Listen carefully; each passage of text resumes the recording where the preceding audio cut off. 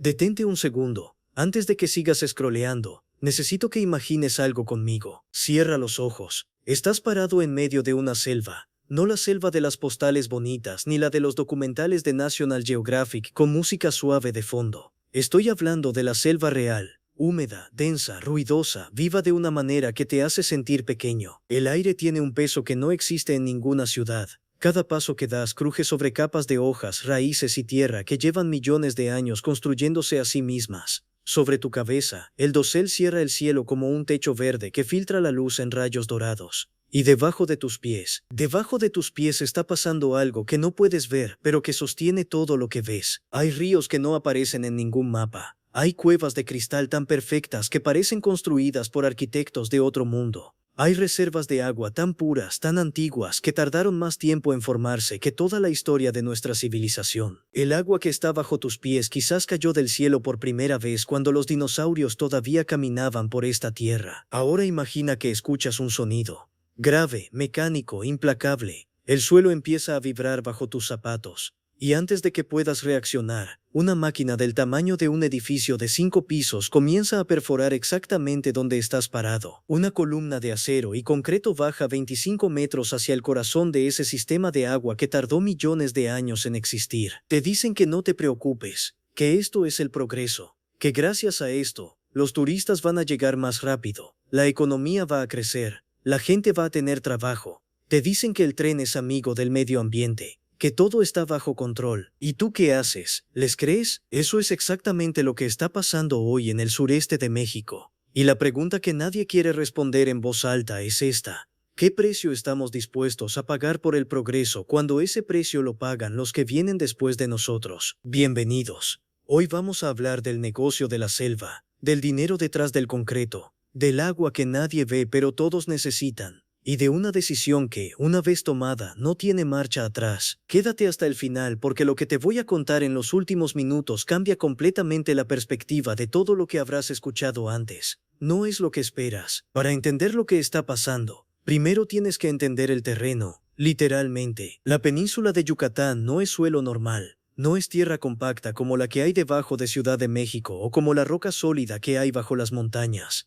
La península es lo que los geólogos llaman una estructura kárstica. Imagina un queso suizo gigantesco hecho de roca caliza, con cientos, miles de agujeros, túneles, cavernas y pasajes interconectados entre sí. Solo que en lugar de estar llenos de aire, esos espacios están llenos de agua. Agua que lleva ahí más tiempo del que somos capaces de calcular intuitivamente. Eso es el Gran Acuífero Maya, la reserva de agua dulce más importante de toda la región. No es un lago subterráneo. No es un río que corre por un tubo, es un sistema vivo, interconectado, donde el agua fluye a través de cenotes, grutas y galerías de manera que ni siquiera los científicos han podido cartografiar en su totalidad. Es tan complejo, tan delicado, que si tocas una parte puedes afectar otra que está a kilómetros de distancia sin darte cuenta. Los mayas lo sabían, no en términos geológicos, no con terminología científica, pero lo intuían de una manera profunda. Para ellos, el cenote no era una atracción turística donde tomarse fotos para Instagram. Era una boca abierta hacia el inframundo, hacia el origen del agua, hacia lo sagrado. No construían sus ciudades al azar. Las construían en función de dónde estaban los cenotes, en función de cómo fluía el agua bajo tierra. Tenían un conocimiento empírico, generacional, de que ese suelo era frágil y que su bienestar dependía de tratarlo con cuidado. Esa sabiduría tardó siglos en acumularse. Y nosotros con nuestras máquinas y nuestros calendarios electorales, decidimos que podíamos ignorarla en cuestión de meses. El Tren Maya. Desde el primer día el discurso oficial fue claro y rotundo. Este es un proyecto sostenible, un tren que no iba a talar árboles, una obra que sería un ejemplo mundial de desarrollo que respeta la naturaleza. Esas fueron las palabras exactas que se repitieron en conferencias de prensa, en spots publicitarios y en discursos inaugurales. ¿Y qué pasó después? Pasó que el trazo original del tren fue modificado. Sin mucho ruido, sin mucho debate público, el recorrido planeado cambió. En lugar de seguir las rutas ya existentes donde hay carreteras, donde hay infraestructura, donde el suelo ya fue perturbado, se tomó la decisión de mover el trayecto hacia el interior de la selva, hacia el corazón verde, hacia exactamente el tipo de terreno que más daño puede sufrir con una obra de esta magnitud. ¿Por qué se cambió el trazo? Las explicaciones oficiales hablan de eficiencia, de conectar más destinos turísticos, de reducir tiempos de viaje, pero hay otra lectura que los ingenieros y los ambientalistas hacen en voz baja. El nuevo trazo pasa por zonas donde hay intereses inmobiliarios muy concretos, donde ya hay terrenos comprados, donde ya hay proyectos hoteleros en proceso. El tren no solo conecta destinos existentes, también crea valor en terrenos que, antes del tren, no valían nada. Pero eso es solo el comienzo del problema. Cuando mueves un tren de alta velocidad, capaz de cargar pasajeros y mercancías, hacia un suelo kárstico, te enfrentas a un desafío de ingeniería que no tiene solución simple. El suelo es hueco, literalmente. Una vía de tren convencional sobre ese tipo de terreno se hundiría, se fracturaría, sería inestable. La única manera de hacerlo funcionar es clavar columnas de soporte que lleguen a una profundidad donde el terreno sea sólido, y esa profundidad, en muchas partes de la ruta, supera los 25 metros. 25 metros hacia abajo en la península de Yucatán significa atravesar el techo del acuífero. Significa perforar directamente hacia los ríos subterráneos que alimentan los cenotes. Cada columna es como una aguja clavada en una vena.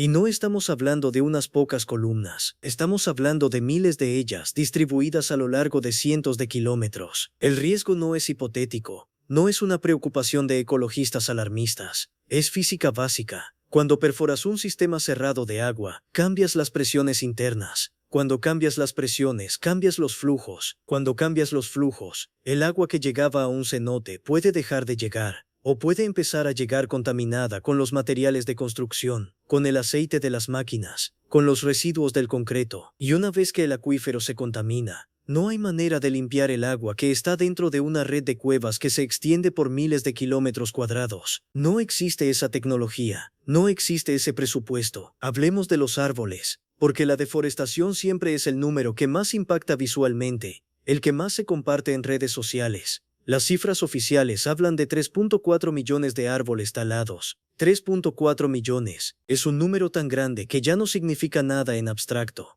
Así que hagámoslo concreto. Si plantaras un árbol cada metro a lo largo del Ecuador, necesitarías 40 millones de árboles para darle la vuelta completa a la Tierra. 3.4 millones es casi el 10% de eso. Son árboles que tardaron décadas, algunos siglos, en crecer hasta el tamaño que tenían cuando fueron talados. Pero las organizaciones civiles que monitorean la zona desde el aire, con imágenes satelitales, con datos independientes, dicen que esa cifra es solo la punta del iceberg, que el número real es significativamente más alto, que hay tala que no se registra en los documentos oficiales porque ocurre en zonas de amortiguamiento, en áreas que no estaban en el trazo original aprobado, en trabajos de preparación del terreno que preceden a la construcción formal. Pero incluso si aceptáramos el número oficial al pie de la letra, hay algo más importante que el conteo de árboles. Hay algo que los árboles talados representan que es mucho más difícil de cuantificar. La fragmentación del ecosistema. Un árbol solo es un árbol,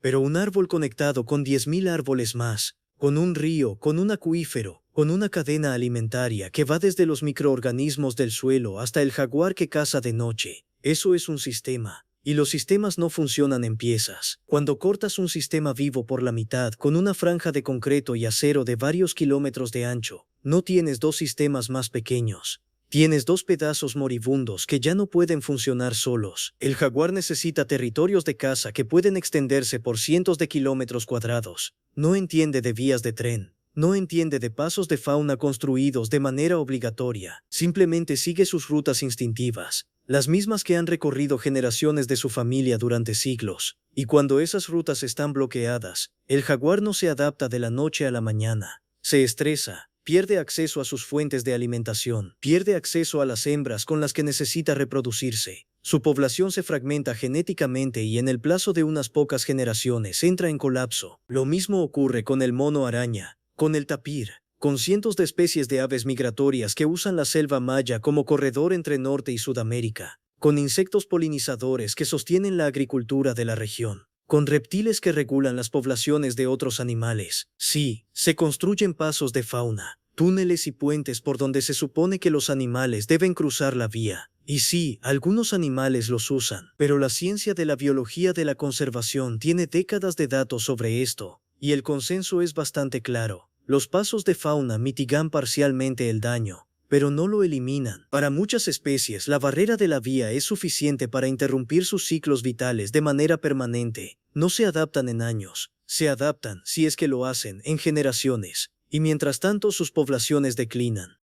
Aquí hay un concepto que quiero que te lleves de este vídeo aunque no recuerdes nada más. Se llama deuda ambiental, y es quizá el mecanismo más peligroso del mundo moderno precisamente porque es invisible hasta que ya es demasiado tarde. La deuda financiera funciona así. Gastas dinero que no tienes hoy, y lo devuelves mañana con intereses. La deuda ambiental funciona exactamente igual, solo que la moneda no son pesos ni dólares. La moneda es la capacidad del ecosistema para sostenerse a sí mismo y sostenernos a nosotros. Cuando construyes sobre el acuífero, no destruyes el acuífero hoy. El agua sigue corriendo, los cenotes siguen llenos, los árboles que no fueron talados siguen produciendo oxígeno. Todo parece estar bien. Los trenes corren, los turistas llegan, los hoteles se llenan, los inversionistas recuperan su capital, los políticos inauguran la obra y ganan las elecciones, pero la deuda está corriendo. Silenciosa, con sus intereses compuestos. En 10 años, los flujos de agua empiezan a cambiar. Los cenotes que antes eran inagotables empiezan a mostrar niveles más bajos en temporada seca. Nadie conecta los puntos todavía porque parece un fenómeno natural, una variación climática. En 20 años, varios cenotes que eran el corazón económico y espiritual de comunidades enteras están secos o contaminados.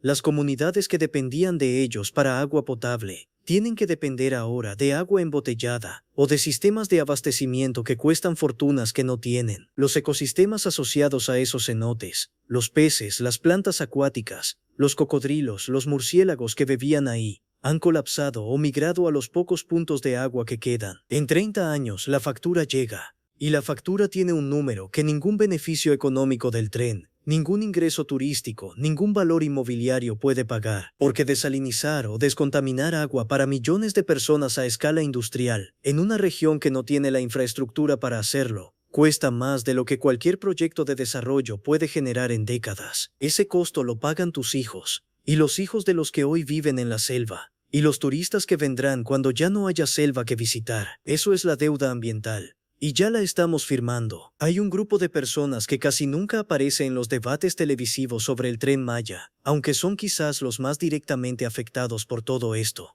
Las comunidades indígenas que llevan generaciones habitando esa selva. No hablo de comunidades que visitas en tour organizado, donde un guía con polo de marca te explica cómo se hacen las tortillas y te vende artesanías junto a un cenote iluminado con luz LED. Hablo de comunidades reales, complejas, con sus propios sistemas de gobierno, sus propias economías basadas en milpa, en cacería, en el uso sostenible del monte. Comunidades donde la relación con la tierra no es poética ni folclórica, es práctica, es supervivencia. Para esas comunidades, el cenote no es un recurso turístico, es agua potable. Es el lugar donde llevan a los enfermos porque el agua tiene propiedades que la medicina moderna apenas está empezando a estudiar. Es el centro de rituales que mantienen la cohesión social, que transmiten identidad, que conectan a los vivos con los muertos y con los que vendrán. Es, en el sentido más concreto y más profundo de la palabra, sagrado. Cuando el Estado llega y les dice que van a construir un tren que va a traer progreso y empleo,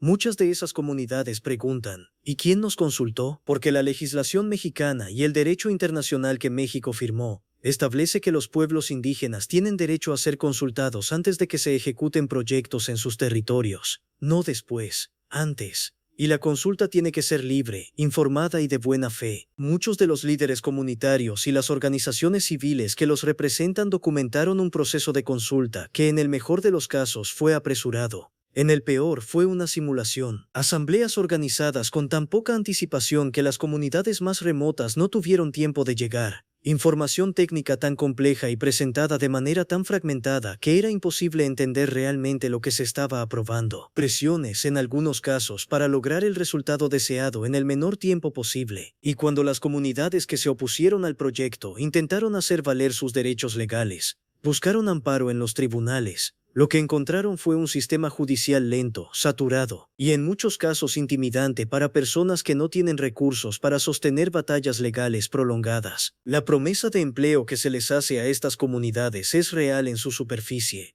pero limitada en su profundidad. Sí, hay trabajos en el mantenimiento de la vía. Sí, hay empleos en los hoteles que se construyen cerca de las estaciones, pero son empleos de bajo costo, muchas veces temporales, que no compensan la pérdida de lo que tenían antes. La selva era su supermercado, su farmacia, su sistema de agua. El tren les ofrece un salario mínimo a cambio de todo eso. No es un intercambio justo. Nunca lo fue. Necesito que prestemos atención a algo que tiene que ver con cómo funciona el poder cuando se junta con el dinero y se apura con los calendarios electorales. Los proyectos de infraestructura de esta magnitud requieren por ley una evaluación de impacto ambiental. Una manifestación de impacto ambiental, que en México se llama MIA, es un documento técnico que debe hacerse antes de que empiece la construcción. Debe incluir estudios del suelo, del agua, de la flora, de la fauna, del impacto en las comunidades. Debe ser revisada por expertos independientes. Debe ser aprobada por las autoridades ambientales. Todo ese proceso existe por una razón simple: para que no construyamos cosas que no debemos construir en lugares donde no las debemos construir. El problema es que ese proceso toma tiempo. Tiempo que los proyectos políticos con fechas de inauguración ya programadas no quieren esperar. Lo que documentaron investigadores, periodistas y expertos independientes en el caso del Tren Maya es, cuando menos, desconcertante. Hay tramos del proyecto donde las mías fueron entregadas cuando las máquinas ya llevaban semanas, en algunos casos meses, trabajando sobre el terreno. Las evaluaciones de impacto se convirtieron en un trámite burocrático que se completaba para cumplir la forma, no para informar la decisión. La decisión ya estaba tomada. Las máquinas ya estaban ahí. El papel era solo el papel. Esto no es solo un problema de este proyecto específico. Es un síntoma de algo más profundo. La manera en que los sistemas democráticos contemporáneos tienen ciclos políticos de 4 o 6 años, y la naturaleza tiene ciclos de décadas y siglos. Esa incompatibilidad de tiempos es una de las fallas estructurales más peligrosas del mundo moderno. Los políticos toman decisiones que generan impactos que ellos nunca van a ver, porque para cuando esos impactos sean visibles, ellos ya llevan años fuera del poder, escribiendo sus memorias o sentados en los consejos de administración de las empresas que se beneficiaron de los contratos. La accountability ambiental en tiempo real, cuando más se necesita, es exactamente la que menos existe. En este punto del vídeo hay gente que ya está escribiendo el comentario de respuesta. Lo veo venir. Van a decir, pero el tren ya existe, las vías ya están puestas. ¿De qué sirve hablar de esto ahora? Y tienen razón en algo. El Tren Maya es una realidad física. Los trenes están corriendo, no hay botón de deshacer, y sería irresponsable y deshonesto de mi parte presentar este análisis como si todavía hubiera una decisión que tomar sobre si construirlo o no. Ese barco ya zarpó, pero la pregunta relevante no es la del pasado. La pregunta relevante es la del futuro, y hay varias. La primera, ¿cuáles son las medidas de mitigación reales que se están aplicando? ¿Con qué presupuesto? ¿Con qué seguimiento? ¿Con qué transparencia? Porque se anunciaron compromisos ambientales, se habló de reforestación, de monitoreo del acuífero, de protección de fauna. ¿Dónde están los datos independientes que verifican que esas medidas se están cumpliendo? ¿Quién las audita? ¿Cómo puede un ciudadano común acceder a esa información? La segunda, ¿qué modelo de turismo se está promoviendo en la zona? Porque hay una diferencia enorme entre un turismo de baja densidad, de alto valor por visitante, que genera ingresos sin saturar los ecosistemas, y el turismo de masas que llega en trenes llenos a hoteles all inclusive de 5,000 cuartos que consumen agua y generan residuos a una escala que la región no tiene capacidad de procesar. El Tren Maya puede ser una herramienta para cualquiera de los dos modelos. ¿Cuál estamos construyendo realmente? La tercera, ¿qué mecanismos legales y políticos existen para que las comunidades afectadas puedan reportar daños en tiempo real, sean escuchadas y obtengan reparación cuando corresponda? No en términos declarativos, sino en términos prácticos, con presupuesto asignado y con dientes legales. El tren ya está, pero lo que viene después del tren todavía se puede construir bien o mal, y esa es la decisión que sí está sobre la mesa. Quiero terminar con algo que no suelo hacer en este tipo de análisis. Quiero ser honesto sobre la complejidad real del problema. Hay gente en el sureste de México que lleva décadas esperando mejores conexiones de transporte. Comunidades rurales donde llegar al hospital más cercano implicaba horas en caminos de terracería. Productores agrícolas que perdían cosechas porque no podían moverlas al mercado a tiempo. Jóvenes que se iban a las ciudades porque en sus pueblos no había oportunidades. Para esas personas, un tren no es un símbolo político. es una necesidad concreta. El desarrollo no es el enemigo. La infraestructura no es el enemigo.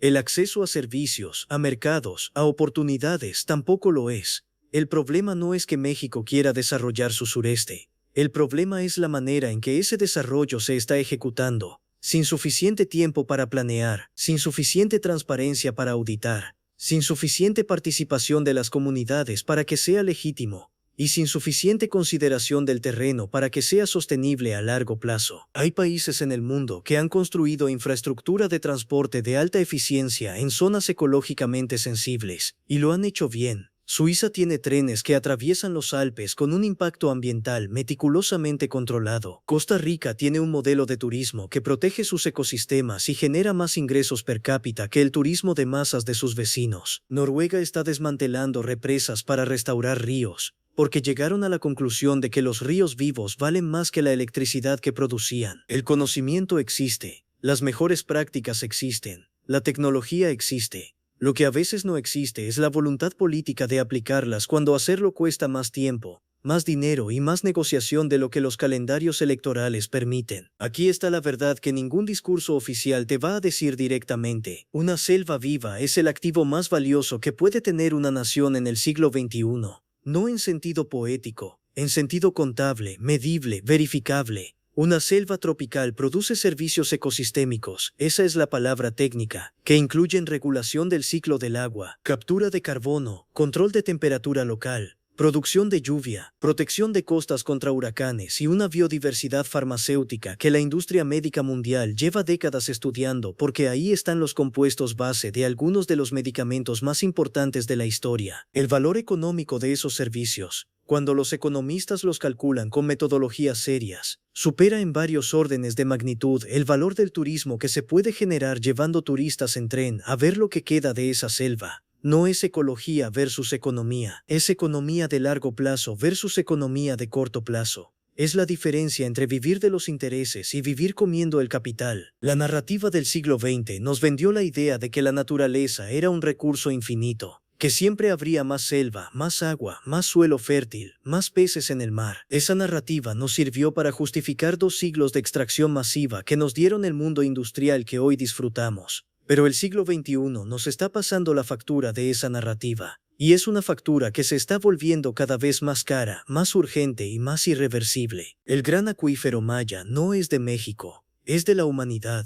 El jaguar que caza en esa selva no pertenece a ninguna jurisdicción política. El agua que corre bajo ese suelo no reconoce fronteras estatales, son parte de un sistema planetario que nos sostiene a todos y que una vez destruido, no podemos comprar de vuelta con ningún ingreso turístico, con ningún bono de carbono, con ningún fondo de restauración. La grandeza real de cualquier civilización no se mide en metros de concreto vertidos, ni en inauguraciones transmitidas en vivo, ni en cifras de crecimiento del PIB de un trimestre electoral. Se mide en lo que esa civilización decide proteger para los que vienen después, en los bosques que no taló cuando pudo haberlo hecho, en el agua que dejó correr limpia, en los ecosistemas que eligió respetar porque entendió que su propio futuro dependía de ellos. La selva no nos pertenece, nosotros pertenecemos a ella. Y es hora de que empecemos a actuar como si lo creyéramos de verdad. Si llegaste hasta aquí, ya sabes que este tema no es simple. No hay villanos de caricatura ni héroes perfectos, hay intereses económicos reales, necesidades sociales reales, limitaciones políticas reales y un ecosistema que no tiene representantes en ningún congreso y que no puede votar en ninguna elección.